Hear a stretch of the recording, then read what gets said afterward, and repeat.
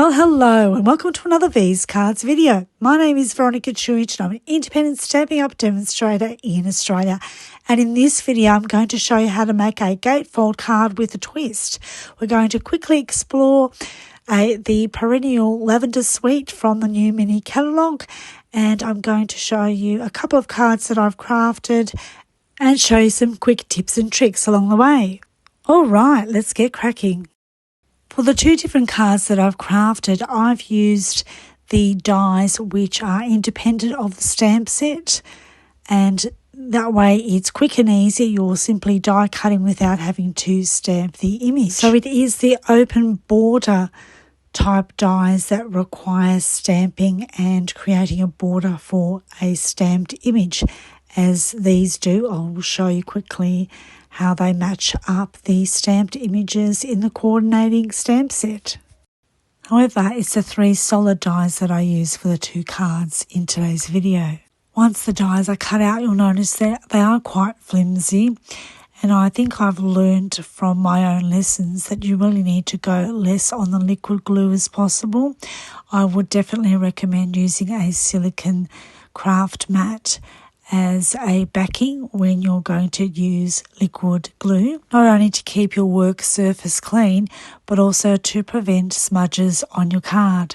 Be light on the liquid glue, apply dots or very thin or small dashes rather than thick lines right over the entire cardstock.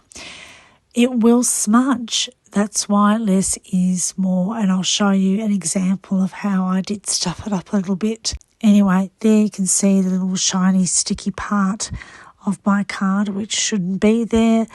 The glue part should be tucked behind the cutout cardstock. Here's a quick look at the Perennial Lavender Suite. I didn't use all the items in the suite. I picked my favourites and tried to put together two cards using only some parts of the suite.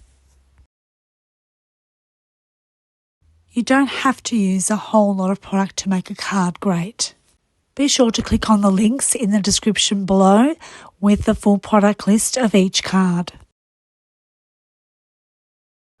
I absolutely love the pattern paper, don't you? And here is a simple card that I cased from the mini catalogue. And of course, I've tweaked it to give it a V's Cards taste. I've also used one of my favourite die sets, and that is the Thoughtful Expressions dies. I've used the two middle rectangular-ish type fancy shapes for both cards. I invite you to explore my other videos, as they will have clear instructions on fancy fold cards, including the Gatefold card. And here is a look at V's Cards Gatefold Plus design. So I've added that extra layer that is attached to the back of the card, and I've given the inside some decoration. Not only did I enjoy using the products from the Perennial Lavender Suite, but also those pretty products that I already have in my craft stash. I encourage you to mix and match your products, even if they're not coordinating, because you never know, they could marry up quite nicely together. Allow me to show you a trick that I did for the insert of this particular card.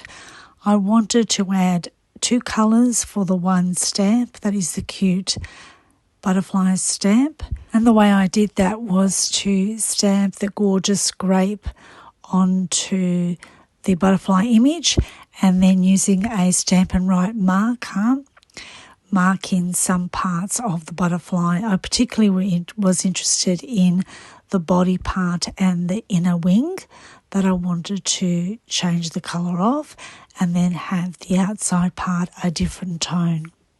You could go in directly with the Stampin' Write marker, but I think I may have stuffed it up. What do you think? Is it too bleedy and direct?